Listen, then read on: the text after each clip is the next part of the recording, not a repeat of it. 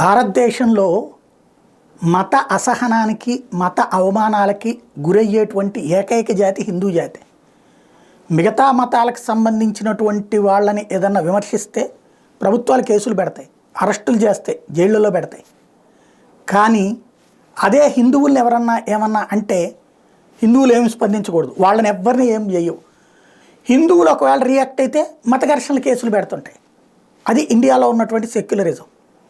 ఇక్కడ నుంచి ఇతర దేశాలకు వెళ్ళినటువంటి వాళ్ళని కూడా వెంటాడేటటువంటి ఈ విచిత్ర భావజాలికులు ఉన్నారు.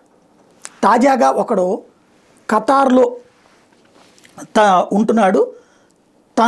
కాంగ్రెస్కి సంబంధించినటువంటి ఒక నాయకురాలు చేసినటువంటి పని ఏంటంటే, ఆ మురళి అనేటువంటి ఒక వ్యక్తి ఖతార్లో ఉంటూ ఉద్యోగం చేస్తున్నాడు. తన వాల్ మీదన జై శ్రీరామ్ జై శ్రీరామ్ జై శ్రీరామ్ అంటూ ఆ శ్రీరాముడి మంత్రాన్ని పోస్ట్ చేశాడు.